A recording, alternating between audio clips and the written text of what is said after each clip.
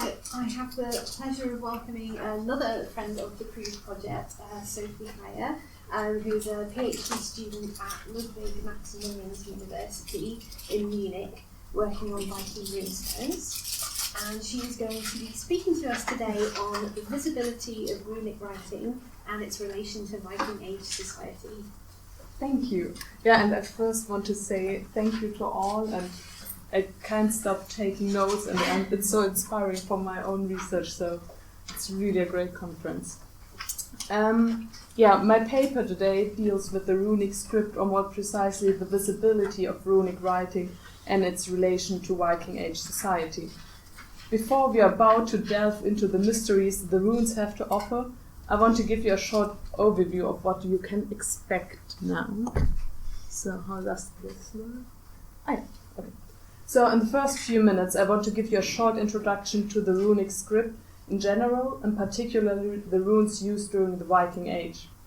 My paper is based on the theory of visibility of script by the German scholars for Slavistic studies, Susanne Strätling and Georg Witte, who postulate that script has the unique attribute of sichtbare Unsichtbarkeit, which can be loosely translated as visible invisibility. In the main part of my paper, I will introduce their theory and then apply it on the Viking Age runestone inscriptions. I'm going to divide my analysis in three parts. First, visibility of runic script from an archaeological point of view. 2, the typeface and readability of runic inscription and its effect it has on the spectator. And 3, visibility of the actual content of the inscription itself. At the end of my talk, I want to show that the runic script, and particularly the runestone monuments, were something for everyone, and that these monuments played an important role in Viking Age society. Okay. Yeah. So, what is runic script? What is runic writing exactly? The runic script was the writing system of the Germanic people, and it was an epigraphic script. Runes were carved into objects of various materials, such as metal, wood, or stone. The oldest artefacts attesting runic writing date back to the 2nd century AD. In the beginning, the script was mainly carved on portable objects, such as spearheads, combs, or personal adornments like brooches. On the slide, you can see 2 examples. Here is the bow brooch, was found in Zealand, Denmark, and dates to the beginning of the 3rd century AD. The inscription reads the person's name Hariso. So it goes from here, Hariso. And it's carved on the back side of the brooch. So if you would wear it, you couldn't see the inscription. The other example shows a gold placard from the Swedish island Gotland, dating back to the migration period, and bearing the inscription Alu. So, Alu. And the inscription here presumably has an apotropaic function. So, most of the inscriptions from the earliest time are hard to read and interpret. For those inscriptions, the so-called Older Futhark was used. The Older Futhark contains 24 runes, and it's said to be a perfect fit, which means that each grapheme represents one phoneme. The runic script is an alphabetical script, even though the characters are not ordered alphabetically. That is the reason why we are not speaking of a runic alphabet, but a runic-row. Runic names follow the acrophonic principle, so that each rune has a name that represents its sound value. So, for example, the F rune, here the red one, has the Proto-Germanic name Fehu, or during the Viking Age, the Old Norse name Fje, which means wealth or cattle. It also represents the sound F. The name Futhark for runic-row comes from the first 6 runes. So it's here Futhark, and then you just stop. The first evidence of a written rune row can be found on KYLVER stone from Gotland, dating back to the migration period. We already saw that yesterday. The inscription is carved into a grave slab facing down, and it also probably had some sort of apotropaic function. So the inscription was only visible for the dead person. And here you see it in more detail. Starting between 600 and 700, the older Futhark undergoes some changes and develops into the Old English Futhark and the Younger Futhark. The English Futhark has an expanded rune row and consists of, in the end, 31 characters. And here I put on the 28 because the slide was too small. And this, the last three are not so important.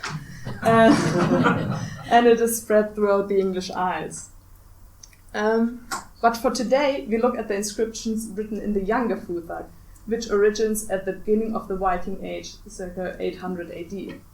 The Younger Futhark consists of a reduced runic-row of only 16 characters. Why this very unusual development occurred is still not fully explained. So here one grapheme can now stand for several phonemes. For example, here this rune, the T rune, can stand for T or D. So the beginning of the Viking Age is associated with the Viking raid of the monastery in Lindisfarne, Northumbria, in the year 793. The Anglo-Saxon Chronicle reports this first Viking raid. And it says, here were the dreadful forewarnings coming over the land of Northumbria, and who fully terrified the people. These were amazing sheets of lightning, and whirlwinds and fiery dragons were seen flying in the sky. A great famine soon followed these signs, and shortly after, in the same year, on the 6th day before the Ides of January, the hoofully inroads of heathen men destroyed Scott's church in Lindisfarne Island by fierce robbery and slaughter. So Vikings, not the nicest people. So the Battle of Stamford Bridge and the Norman Conquest 1066 mark the end of the era. The Viking Age is characterized by the Viking expansion, sailing to the west and east, raiding and trading. This is also a time where the people from that area come in contact with the Christian faith, manuscript culture, and the Latin script. So the sort of inscriptions we find from this time are mostly carved into stone, the so-called runestone monuments. The inscriptions display a formulaic style reading, "Somebody raised this stone monument in memory of somebody else." The runestone monument's purpose was to commemorate rather than to lament the dead. From the period 750 till 1050, around 230 runestone monuments can be found in the era of Viking Age Denmark. Due to historical reasons, Viking Age Denmark includes, besides today's Denmark, also part of East Sweden and northern Germany. And on this map you can see the Viking Age Danish runestones, and this map is from this website, runesdatabase.de. It's the project I'm working on, and it's a database of all runic finds, so around 8,000. So if you're interested in runic inscriptions, just go to this database and you will probably find it. Sweden has far more runestones, over 3,000, where the majority was erected during the late 11th and early 12th century. Previous research has observed that runestones appear to be localized in exposed terrain, such as bridges, borders, or along streets, for everybody to be visible. The most famous and my favorite runestone is of Viking Age Denmark is the so-called JELLING stone 2. This stone tells us about the King Harald Bluetooth, and yes, there's a connection to Bluetooth, who commanded the monument in memory of Gorm, his father, and Torvi, his mother, and who won the whole of Denmark for himself and Norway and made the Danes Christian. The question of who carved the stones is not fully resolved. Some of the inscriptions contain carving signatures. Recent studies by the Swedish scholar Laila Kitsa-Åfed, who analyzed Swedish runestone inscriptions with 3D laser technique, reveal that even the stones bearing a carver signature were carved by different hands. So the question I want to address in the following minute is, what effect did those monuments have on the common people? For whom were these stones made? who was able to read, and how did they deal with the writing in general. Talking about script's visibility on a philosophical basis means at the same time thinking about its materiality. Materiality and visibility of script are both linked to each other. Writing does not exist without having a writing surface and characters with their representative function. Script must be visible in the sense of materialized to be recognized as such. Otherwise it isn't script. This thought, of course, is rather basic and self-evident. Strätling and Witte consider script in a dichotomy of visibility and invisibility, calling it the already mentioned paradox of sichtbare Unsichtbarkeit. So, what does it mean exactly? Script is defined by its visibility, and based on that we can postulate 3 levels of distinct visibilities of script. There would be, for one, the basic level of visibility, which I already mentioned. Only by being visible, meaning the act of applying a character on a writing surface, makes it script. Visibility is a fundamental condition for writing, and visibility attracts attention. This kind of visibility is not solely meant for the seeing eye, but also includes a form of haptic visibility, such as embossed printing, for example. Another dichotomy which characterizes script, according to Strätling and Witte, is the one of visibility and readability, which becomes important for the next 2 levels of visibility. Seeing script refers at the same time to its intended message. To be more exact, seeing script is at the same time reading the script, even though you can't grasp the content. Here, reading is just defined as a cognitive perception of writing. So even illiterate people can perform this kind of reading. It triggers the awareness that some sort of information or message is encoded in the writing. Recalling our paradox of sichtbare Unsichtbarkeit, on this level, writing is visible, whereas the specific content, the message the writing bears, is still invisible. The 3rd level of script's visibility is the actual reading process, so the awareness that script is encoded speech, the process of grasping the content of what's written. On this level, the single character of a script, and by that the script itself, becomes invisible, and the only thing that is perceived is the message or the content, and the information that are encoded by the script. With this in mind, several questions can try to be answered.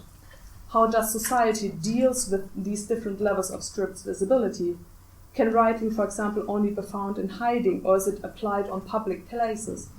Is the content supposed to be understandable, or do we have some kind of nonsense inscriptions? But now let's see some runestones. First I want to look at the runestones in terms of affixing the characters on the writing surface. In my analysis I will foremost focus on the runestones of Viking Age Denmark, since these are also the ones I'm working with in my PhD thesis. From today's point of view, the runes which are carved into the stone are not visible at first sight. The stone monuments with the inscriptions are weather-worn and in parts almost unseeable. Most of the inscriptions are colored, so that today's visitors can see the writing properly. So this coloring is made by modern rune painters. But if that's not the case, so if they're not colored, it's hard to see anything, even by sometimes tracing them with the finger. As it turns out, these colorings are not just means to make the writing more visible for today's generations. There is evidence that runestones were actually colored and the runes of the inscriptions were painted. So, in Denmark, 2 pieces of evidence for colored runestone inscriptions were found. The Bjerring stone was found in 1996 during the restoration of a church in Denmark. The stone was placed face down and was used as a base for the Roman columned doorway of the church. At the stone's back, a carved mask was found. You can't see it here, I couldn't find a nice picture of it. But this mask was painted with red lead. Another runestone that was found in Denmark is the Schleswig stone, which dates into the years 1025 till 1050. And the inscription carved into the stone was also painted in red colors as paint residue demonstrate. On the Baltic island Öland at the east coast of Sweden, 40 Swedish runestone fragments were found. Those fragments are, apart from the fragmentation, very well preserved, so that traces of the original color can still be observed. 4 main colors were able to be verified: red, brown, blue, and black, and those fragments show that not only the runes themselves were painted, but also the rest of the stone. There are inscriptions where different words or single characters were painted in different colors, for example red and black alternating for each word. So I think here we have different colors of the runes. So this is a reconstruction, but you could see the paint residue.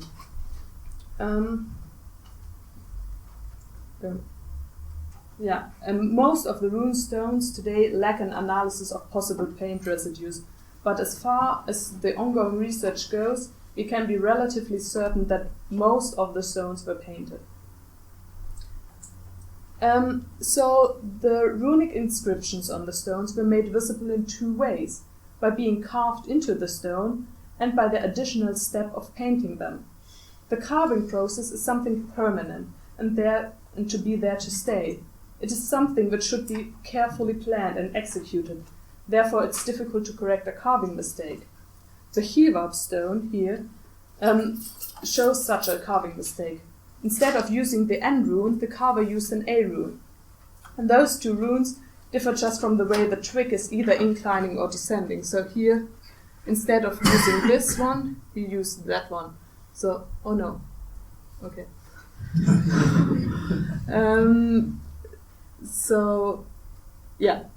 So here this is called the twig, and he just used the wrong sign.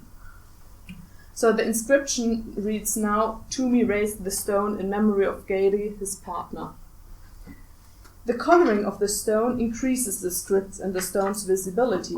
One can assume that the stone monument, as well as the script, was visible from a great distance. The placement in the landscape likely increased this effect. The Swedish runologist Per Stille did an analysis about the placement of runestone monuments from the outgoing Viking Age in Sweden. Doing such a study presents some difficulties.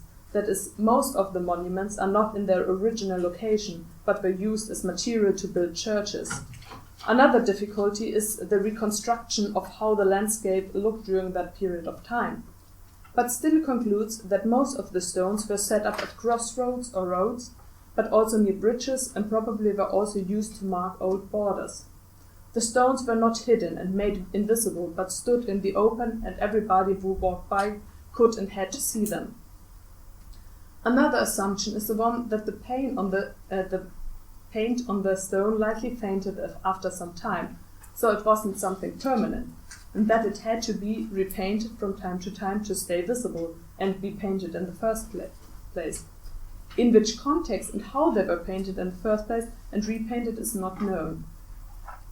So the next step is to study the visibility of the inscription regarding their readability in the sense of a cognitive perception of writing, meaning the awareness that writing is there to encode some sort of message.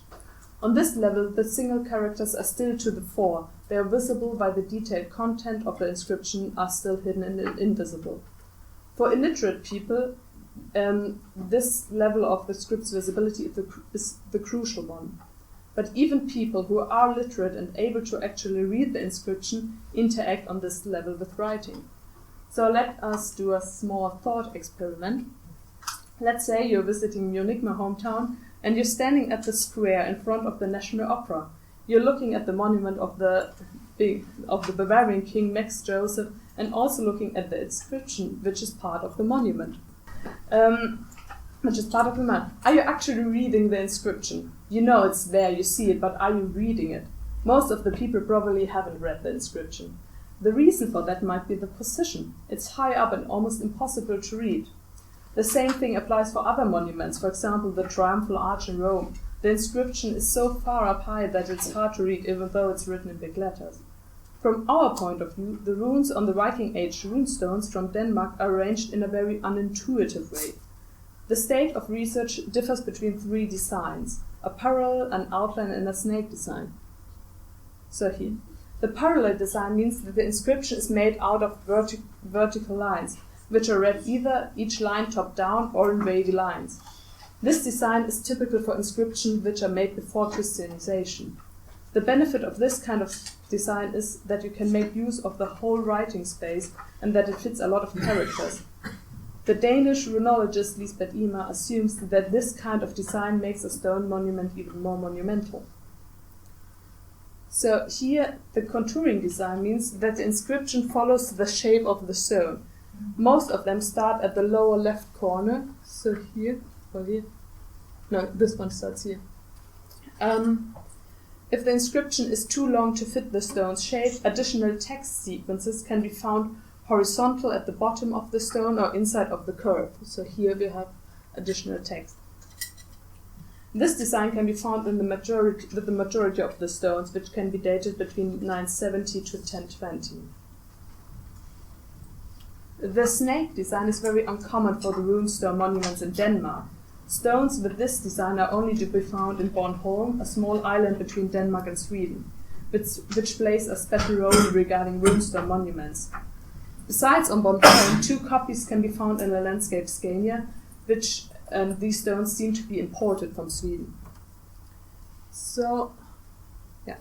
My corpus of Viking Age runestones presents runestones with all kinds of designs, but the stones of most interest are the ones who are inscribed on several sides.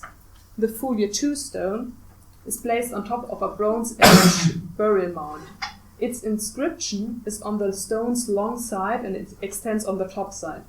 The stone's height is only 1 meter, so relatively small, so that you are able to see every rune, but you're not able to see every rune at first sight. And if you want to read it, you have to turn your head and look on top of the stone. Another example is Lund 1, an almost 4 meter high runestone. Its inscription is carved in a parallel design. The stone was found in the ruins of an old monastery, so it probably was used as building material. Because of this, it is not clear how the stone was placed in the landscape, if it was standing upright or lying down.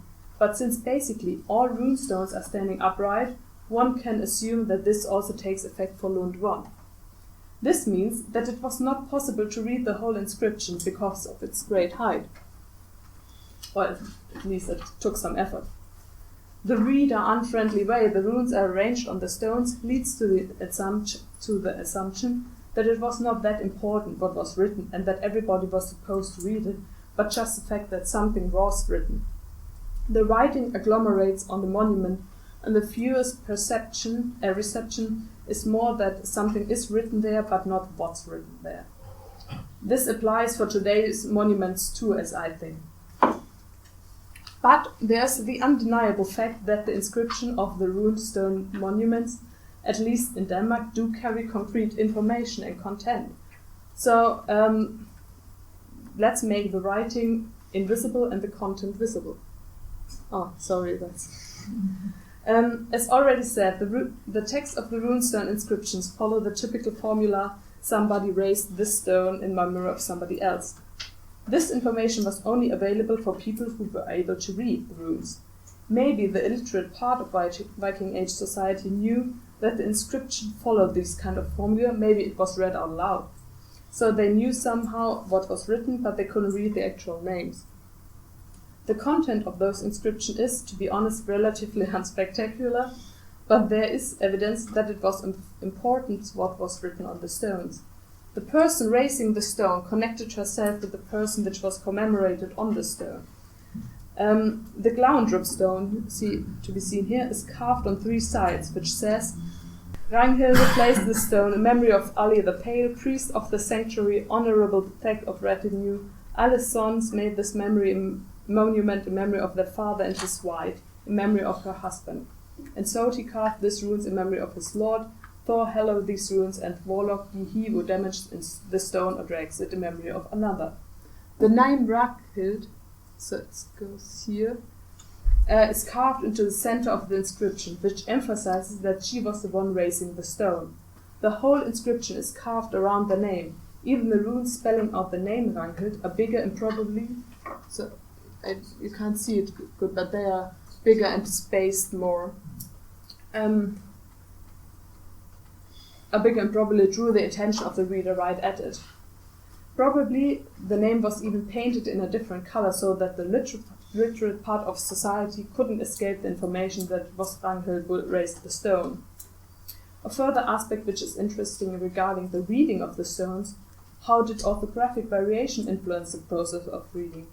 Since the inscriptions do not follow a normalized spelling, one can think what kind of effect this had on the people who saw and read the stone. Conclusion. So, what does the visibility of the runic script can tell us about how runestone monuments were perceived in Viking Age society? So, firstly, we have some sort of double visibility of the runes. On the one hand, we have the characters that are carved into the stone, and on the other hand, they are made visible by applying paint. The carving process gives the runes some sort of statues of eternity. It needs a lot of effort to remove them. The painted runes on the other side need to be renewed every now and then due to weathering. The runes can be applied in different ways on the writing surface, following the shape of the stone, the snake design, or in vertical lines. First and foremost, it's important to show that there's writing and that this writing transports some kind of information. But on this level, the specific content is not relevant. This is the level which applies foremost to the illiterate part of society. Even though they don't know what was written, they were aware of its importance. The actual content of the inscription is written in a formulaic style. This content was probably only accessible for a small part of society, but nevertheless it mattered. It was an expression of demonstrating power in commemorating oneself and one's kin. Runestones and runic writing were able to address all social levels of Viking Age society. This conclusion was also drawn by the scholar Marco Bianchi. In his PhD thesis, Runes und Ressources, he worked with the Viking Age runestones from Sweden. He answers the question of the role of the rune carver, respectively the reader as text producer and text user, in specific situations of communication. He considers the runes as a semiotic resource as means to give the runestone text meaning. Runes are part of a visual composition. They are multimodal and convey meaning by their visual and linguistic features. But even though the runestones and their level of visibility had their specific importance for each group, meaning literate and illiterate part of society, in my opinion, the most important aspect for the majority of Viking Age society was the perceiving of the script. It is important to carve the runes in the stone in a certain way, and the runes are colored and attract attention. It is the fact that we see writing that matters not so much what is written. Similar maybe to today's monuments, but only by carving runes into stone in a certain way with a certain formula makes a runestone and takes place in Viking Age society, and it becomes a part where people can interact. Thank you.